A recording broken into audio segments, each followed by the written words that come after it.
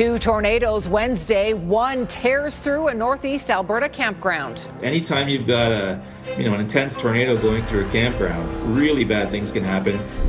Plus a big surprise for more than 100 East Village condo residents. It was the first time we had heard anything. Construction of a neighboring apartment building is cutting off their parking for months. Super frustrating.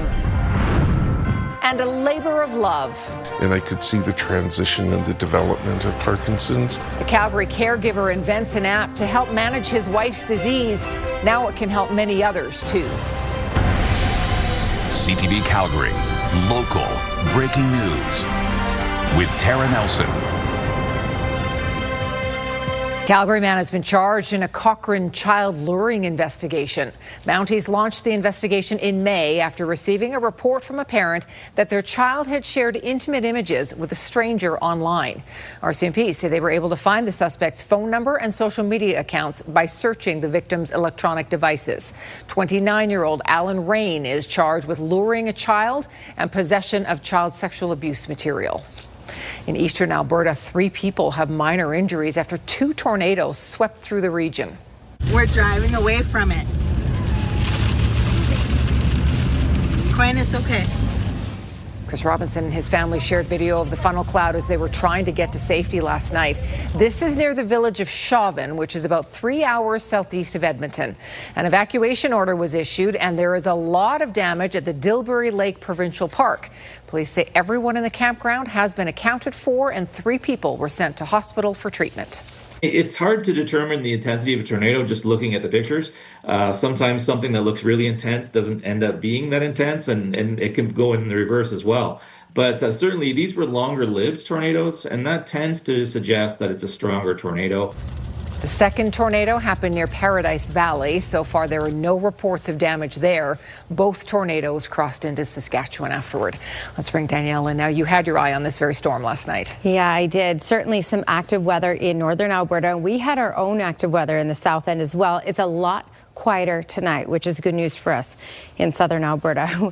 We need a break. All right, but there are some other things to talk about, and these are more long-lasting statements, advisories, and warnings that are in place. Banff up through Lake Louise up to Jasper, there is an air quality advisory because it will be quite smoky and will continue to be on and off through the weekend. In the red here, Medicine Hat up to Jenner, over to Tilly, down through Manyberries.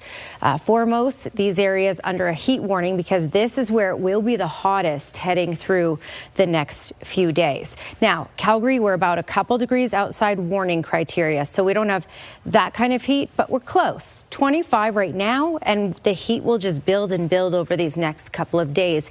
So when you look at the next 24 hours, kicking off the day at 18 degrees, that's a toasty morning.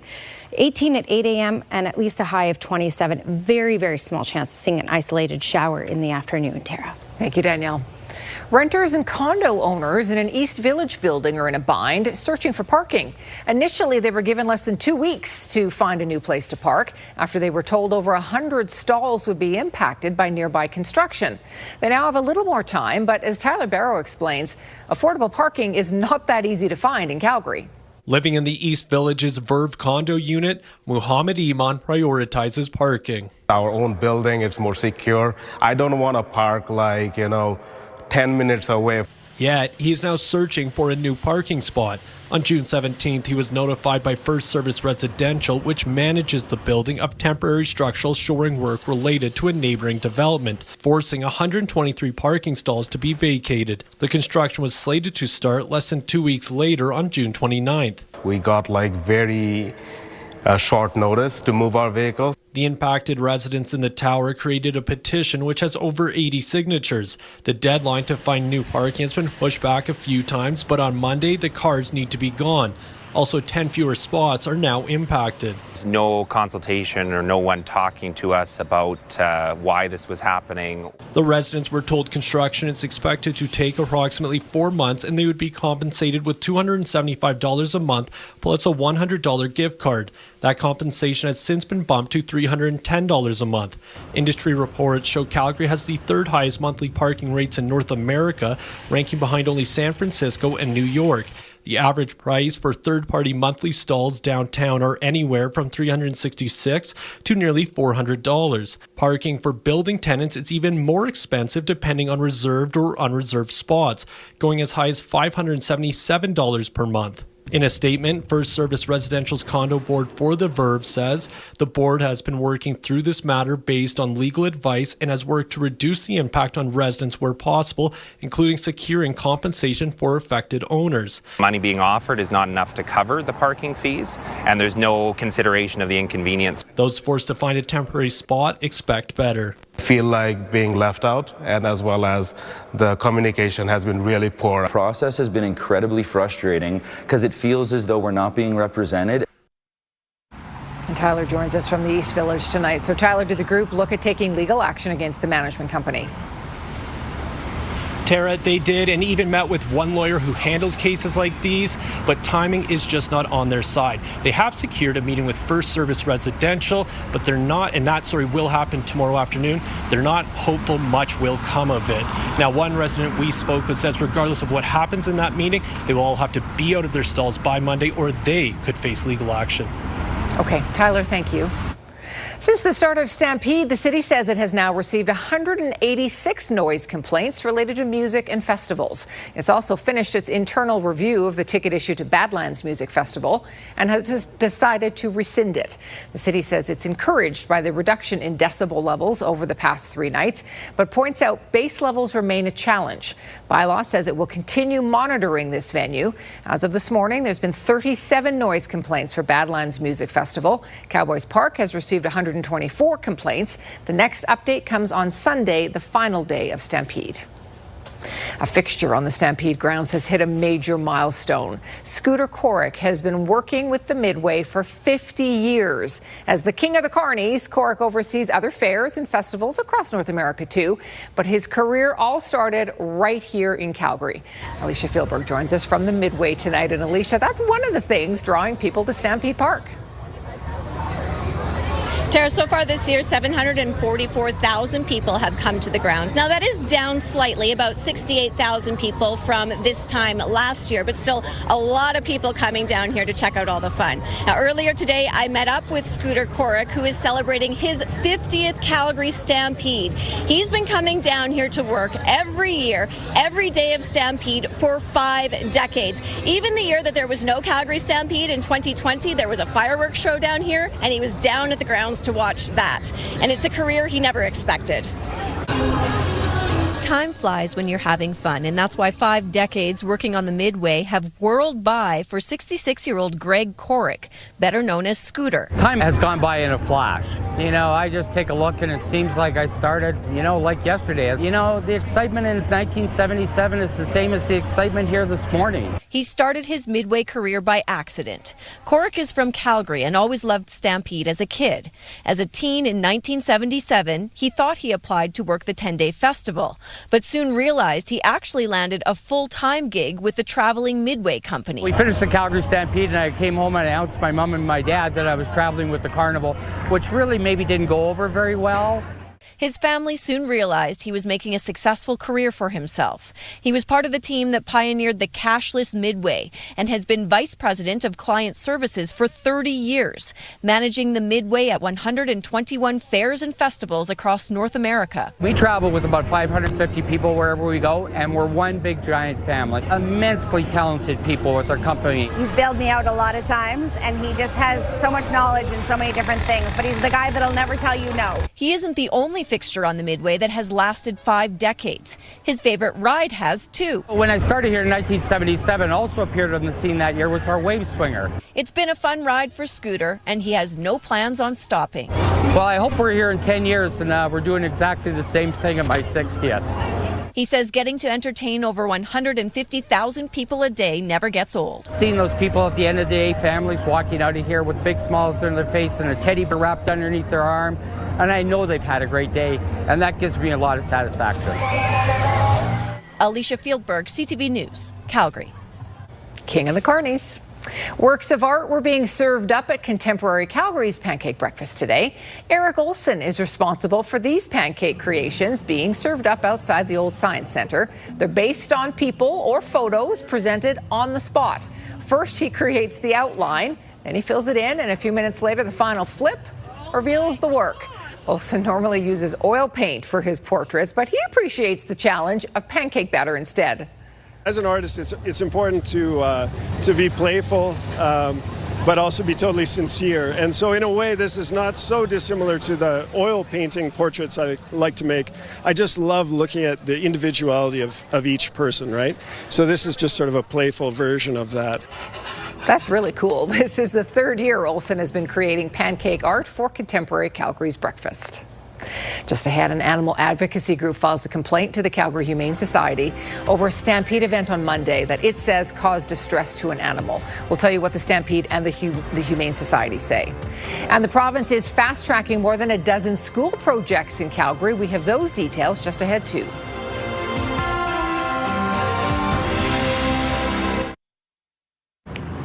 A cyclist was hurt after being struck by a van today. It happened this afternoon on McLeod Trail South. Initially, the man in his 30s was thought to have suffered critical injuries. His condition has been upgraded, though. There is no word on charges. 2 people have died following a head-on crash in Kootenay National Park. It happened yesterday afternoon on Highway 93 near the Simpson Monument. RCMP say a vehicle crossed the center line while going around a corner and crashed into an oncoming vehicle. Both drivers died at the scene. Officers say 2 people were injured in a third vehicle which got caught up in the crash. Animal rights groups are calling out the Calgary Stampede for an incident involving a horse during a rodeo event earlier this week. A national advocacy group says the incident caused distress to the animal. Moses Woldu has more. During Tuesday's rodeo, Cowboy Sage Newman is ready for the gate to open in the saddle bronc competition. But his mount, a horse named Ice Cube, drops to the ground in the chute. Handlers try to get the horse on its feet when one man is caught on camera, tugging on its mane and smacking around its head.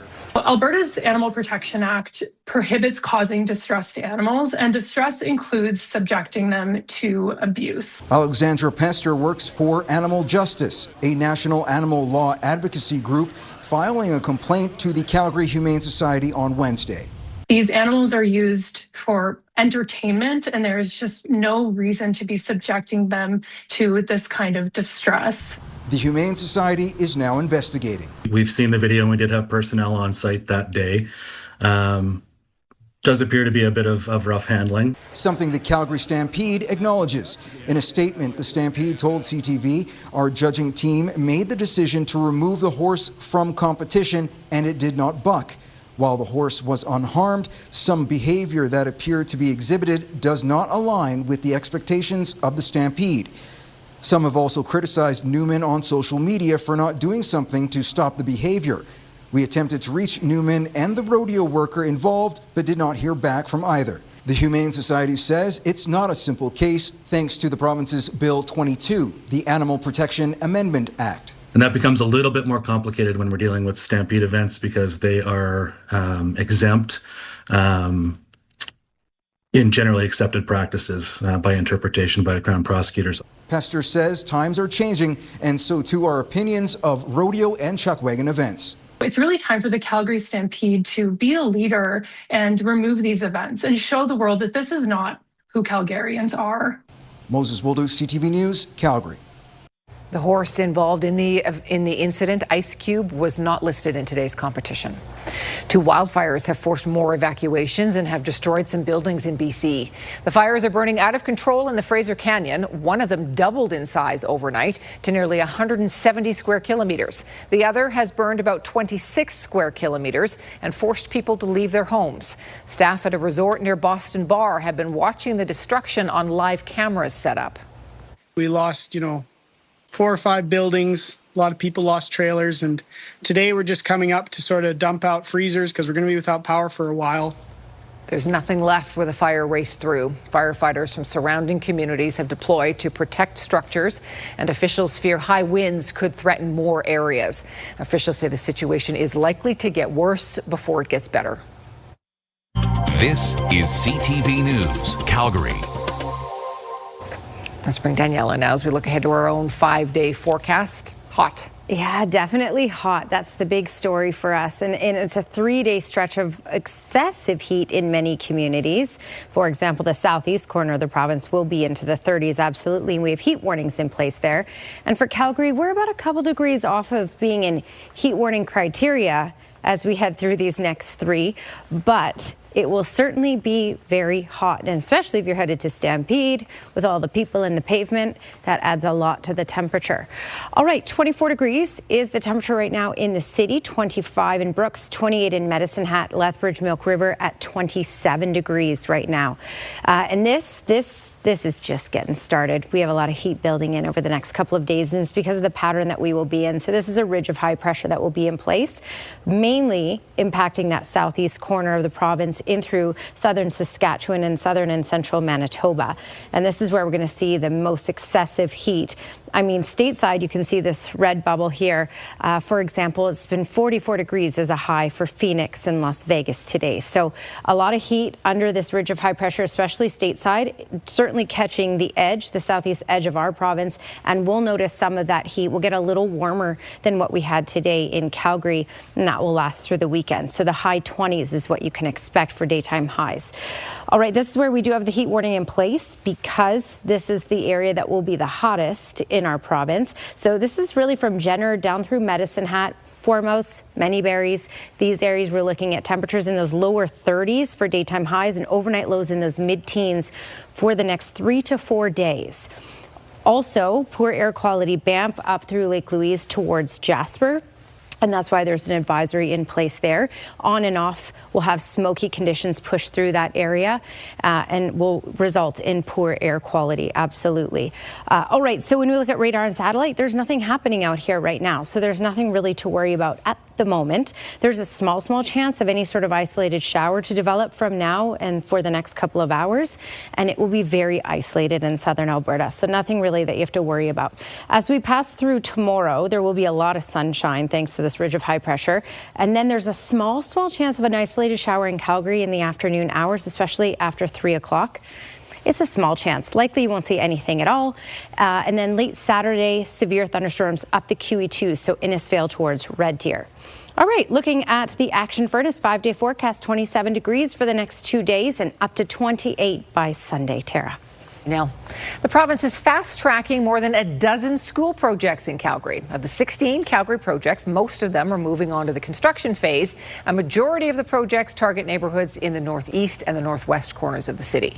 This is being done through the province's Schools Now program, focused on building and renovating schools as quickly as possible. The province believes this will shorten project timeframes by as much as 9 months, but it will still take a while before classrooms are ready. It varies because, of course, a smaller elementary school is a lot easier and faster to build than a larger, more complex high school. But on average, once a project is ready and has moved into construction phase, it'll take approximately 2 years. The Calgary projects include 12 public schools and 2 Catholic schools across the province. 41 school projects are being fast-tracked to the next phase. A Calgary man wanted to help his wife with her Parkinson's diagnosis. We'll tell you about his invention to help her and now many others. And during Alberta's busy tourism season, some workers are threatening to walk off the job. We'll tell you why.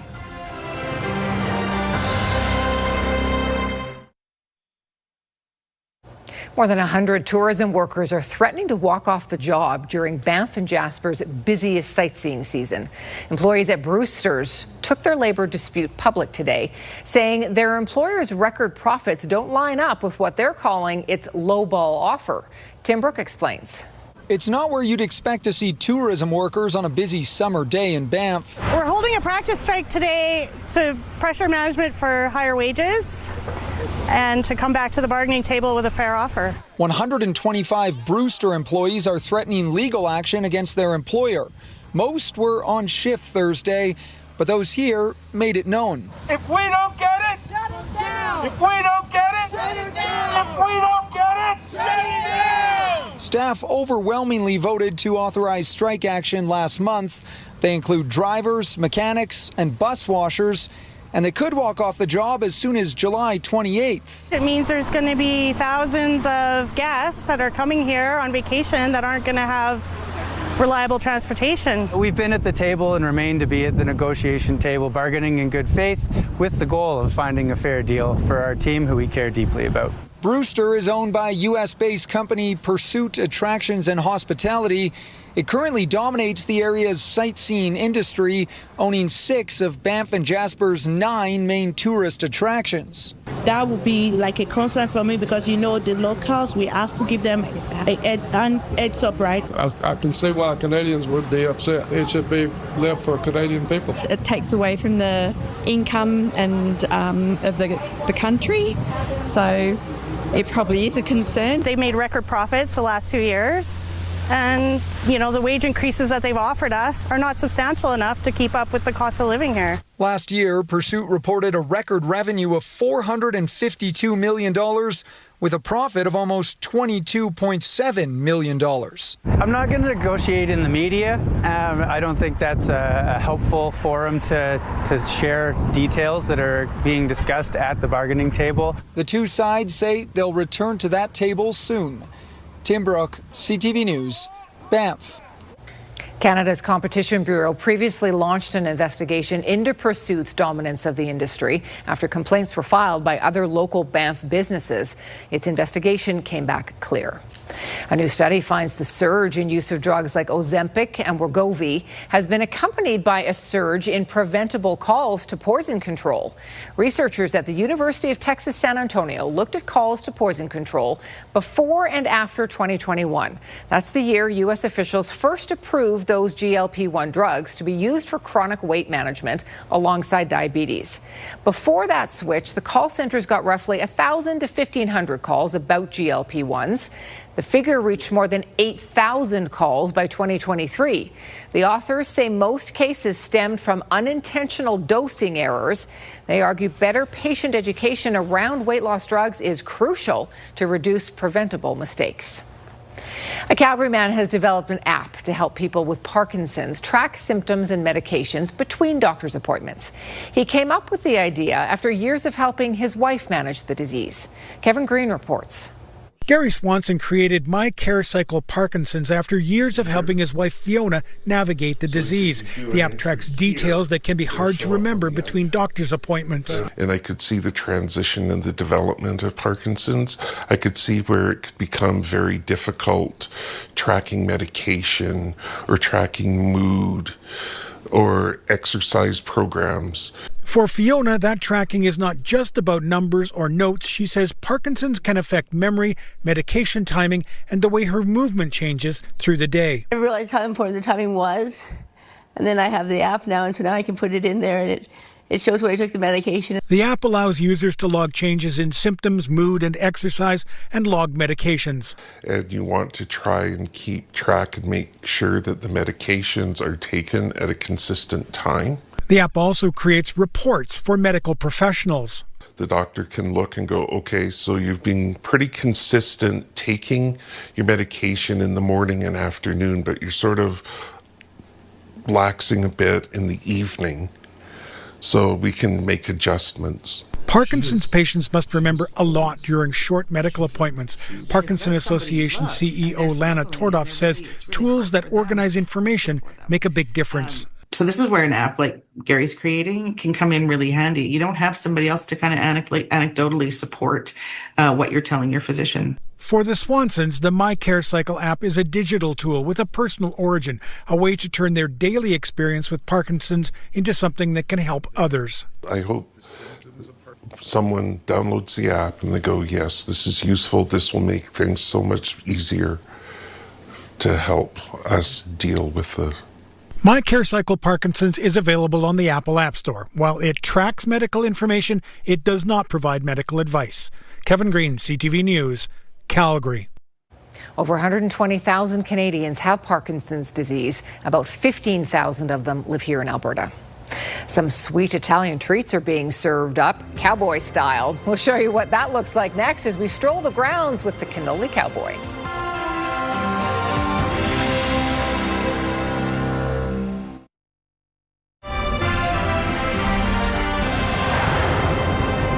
One of the Calgary Stampede's sweetest attractions isn't a Midway ride, it's a viral Italian dessert sensation. This guy is known as the Cannoli Cowboy, a Nashville-based entrepreneur who's racked up millions of views online for serving hand-filled cannolis from a mobile dessert bar strapped to his chest. CJ Roberts says what started as a passion project has grown into a full-time business. He travels to festivals and events right across North America with his co-owner and partner Haley Stonehouse. After Stampede organizers reached out through social media, Roberts spent the last 10 days handing out his signature treats to hungry fairgoers while soaking up the Western hospitality. When I grew up, I made food with my mom from scratch, and so I cooked my whole life. We made everything from pasta to cannolis to really anything, right? And so Haley grew up baking with her grandmother, and so what we did was we put our two passions together of food and really Southern hospitality in our roots, and we created Cowboy Cannolis. And so that's really, and mobile, I mean, what's not to love about a mobile cowboy or a cowgirl serving you a cannoli? Roberts says he expects to return to the Calgary Stampede next year, and he hints he could bring some of his other mobile food concepts with him, including oysters and caviar served cowboy style. Those both sound good, but I say stick with the cannolis. Come on. Who doesn't want a mobile cannoli station? And yeah, you don't even have to walk anywhere. It just comes right up to you. It comes to you. We got to find the Cannoli Cowboy. Yes, for next sure. year, I guess. Yeah. Well, you know the expression silence is golden, but not when you have a toddler. Then it is usually suspicious.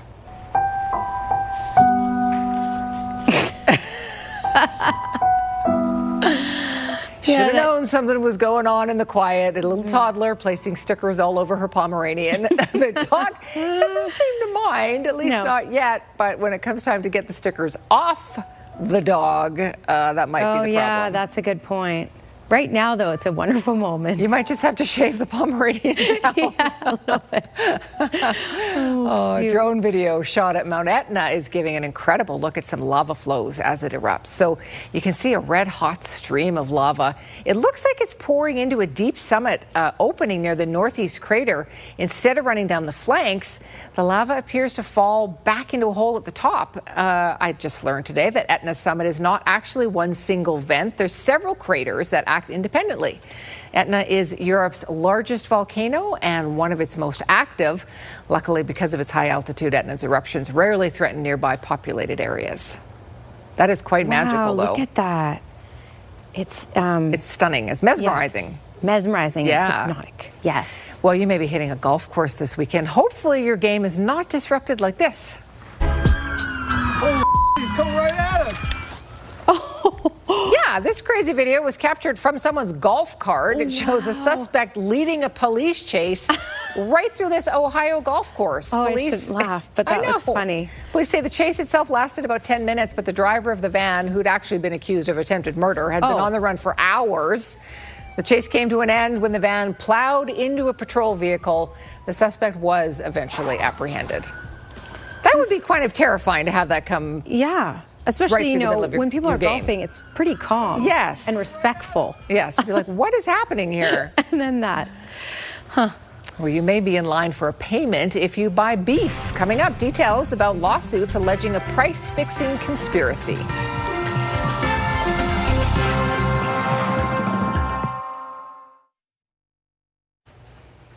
Here's a Skywatch weather camera, and we had a lovely day today. Definitely on the warmer side. It was a hot one, and it's only going to get hotter from here. So today's high was 25. A normal daytime high for this time of year is 23. So we're a little above normal, and we're about to get it to daytime highs in those high 20s for Friday, Saturday, Sunday. Okay, we talked about nothing going on the radar. This just bubbled up. So it's a couple little isolated showers. This may turn into a bit of a thunderstorm as it tracks off to the east. But again, it's very, very isolated and not much going on out there. But if you do see something in the sky, take it seriously because it could build up really, really fast and intensify quickly. All right, so 18 degrees to kick off tomorrow morning. That's a warm start to the day, 18 at 8 a.m. and then a high of 27. So hotter tomorrow in comparison to the 25 we got today. Small chance, just like today, the small chance of a very, very isolated shower out there. That's your 24-hour forecast brought to you by Action Furnace. Fixed right or it's free. It will be hottest in the southeast corner. So Jenner, Medicine Hat, foremost, many areas. There is the heat warning in place for Friday, Saturday, Sunday.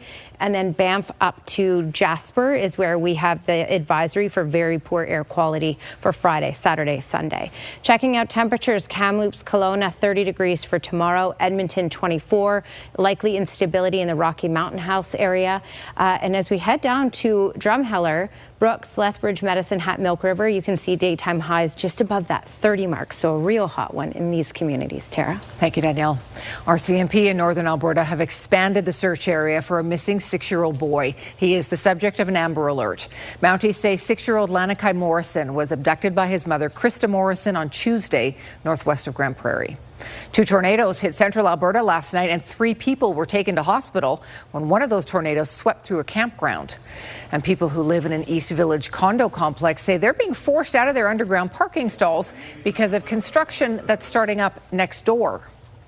If you have purchased beef within the last decade or so, you might be eligible for a payment after proposed settlements have been reached in class action lawsuits that accuses the beef industry of conspiracy. According to the suits counsel, multiple beef companies are alleged to have taken part in an unlawful conspiracy regarding the supply and or price of beef sold in Canada. The class action is asking for extra money the companies received to be returned. How much each person could be paid out is still to be decided, but JBS Foods has agreed to pay over $7 million and National Beef about $500,000. BC and Quebec courts will decide on fair settlements later this year. The U.S. ambassador to Canada says there is blame on both sides of the border for the souring trade relationship between the U.S. and Canada. Pete Hoekstra shared that view on CTV Your Morning Vancouver today. Part of that is because of some of the language that your president has used around the relationship with our country. In fact, just yesterday... Some of the language that some of your premiers have used and some Canadians have used, there's fault to go around both. Just want to be friends. He didn't name specifically anyone, but he has previously called out Ontario Premier Doug Ford and BC's David Eby. Hoekstra said he's surprised trade talks between the U.S. and Canada have stalled. He also said negotiators have not made enough progress on trade irritants. Boosting trade and investment were integral to Prime Minister Mark Carney's visit to Saudi Arabia. Multiple agreements were signed, including a critical minerals partnership. But the issue of human rights came up again and again. CTV's Ottawa Bureau Chief Graham Richardson reports from Jeddah. A first in decades, Canadian Prime Minister Mark Carney meets with Crown Prince and Prime Minister of Saudi Arabia, Mohammed bin Salman. This short trip was about connections, trade, and the similarities between 2 very different countries. Canadian and Saudi businesses have signed 13 new commercial agreements across education, critical minerals and mining, energy, infrastructure, security, artificial intelligence. In French, Carney said he raised human rights with the Crown Prince, but called it a private conversation. And he made clear this is the way he will be managing these kinds of relationships around the world. I do see that lecturing countries from afar is an ineffective strategy. It's satisfying, but it's ineffective. Earlier in the day, Foreign Affairs Minister Anita Anand said she did raise human rights with her counterpart. I always raise Canadian values. That's what my role is. That's what our role is as a government. Carney also addressed the unusual gift of the gun all leaders received at NATO. The engraved revolver came with live ammunition, a gift from the Turkish president. I would like to reassure Canadians they keep guns away from me. So I never saw it. It's with the RCMP. It's been decommissioned because it's not a legal firearm in Canada. And I certainly don't have a license for it. When asked directly about conversations at NATO with Donald Trump about the United States and trade, Carney gave unusually short and curt answers, shutting it down right away. Of the still closed Gordie Howe Bridge, he said Canada was only willing to clarify current arrangements. Graham Richardson, CTV News, Jeddah, Saudi Arabia. Canadian retailer Aritzia reported earnings today. Here's BNN Bloomberg's Marla Fernandez. It was yet another blowout quarter for the clothing company. Aritzia reported first quarter revenue of $950 million. That's a 43% increase year over year. Sales were up 25% in Canada, but 55% up in the U.S. The company is also doing well online. Aritzia expects sales to hit at least $4.5 billion this year. Here are the closing numbers for the day. The Canadian dollar is down to 70.56. West Texas Intermediate down over $2 to 71.88. Western Canadian Select up over $2 to 58.10. And the TSX gained 264 points today. Those are your business headlines. I'm Morella Fernandez. Glenn joins us from Stampede Park next with the latest from the rodeo, including a comeback for last year's tie-down roping champ.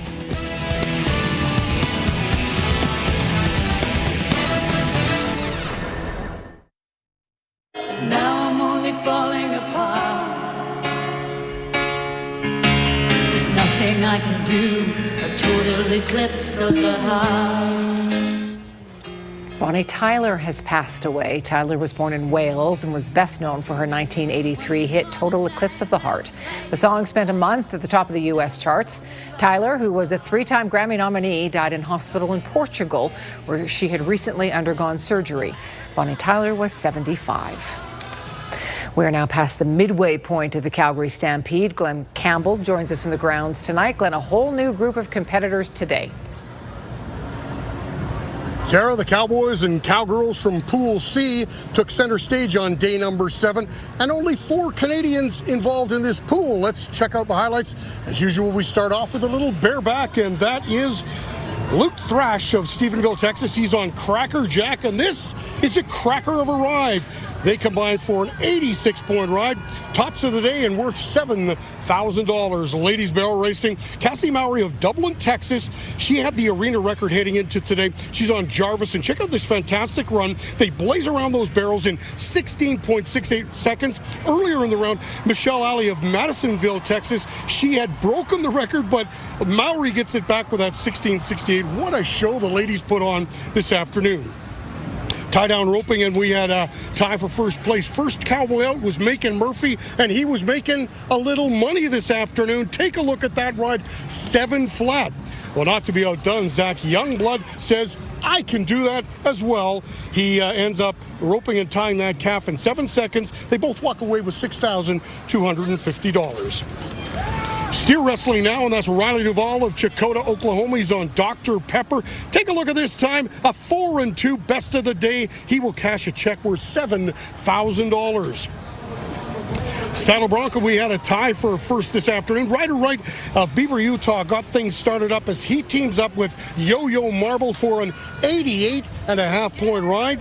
And Cade Bruno of Chalice, Idaho says, if you can do it, so can I. He's on trump card, also turns in an 88.5-point ride. So those two Cowboys split the first place check of $6,250.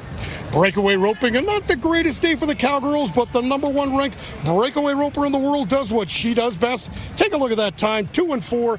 That is your best of the afternoon.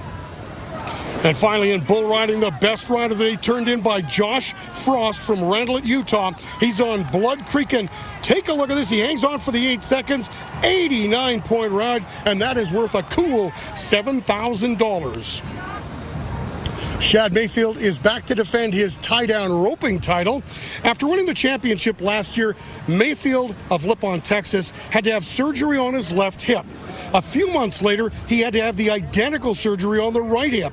Now, no one thought he was going to be able to come back this quick, but he did. Now, this is not his best day. He had no time, but he says he's 90% healthy, and he's grateful to be back in Calgary to defend his title.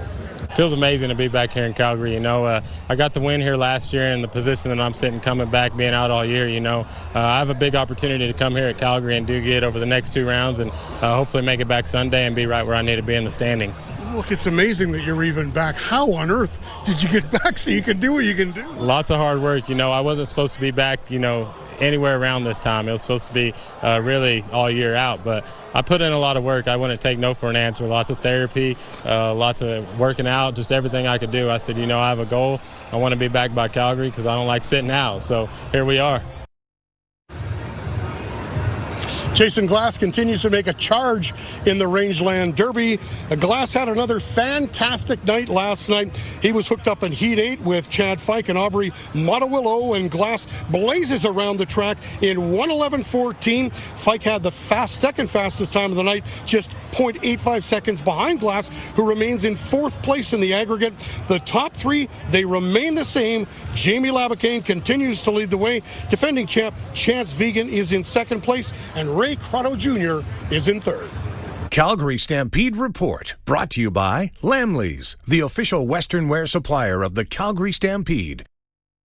Thank you, Glenn. It looks like a really nice night out there. Oh, it's lovely. Yes, definitely take advantage of it. But I guess you do have lots of time to take advantage of some hot, stable weather because it's a long stretch coming up. I do have to say, though, in the city, a couple little isolated raindrops here and there. And the cells that were developing north of Strathmore have now fizzled out. So just a couple raindrops here and there. All right, 27 degrees is the high for Friday, for Saturday, and 28 for Sunday. So this is a hot stretch here for the weekend and for tomorrow as well. All right, weather window brought to you by Lux Windows and Doors, crafting quality windows and doors for your style, budget, and Alberta's climate. And Jenna Vanderhayden sent this one in, and you can see the hospital. So that's in Seaton.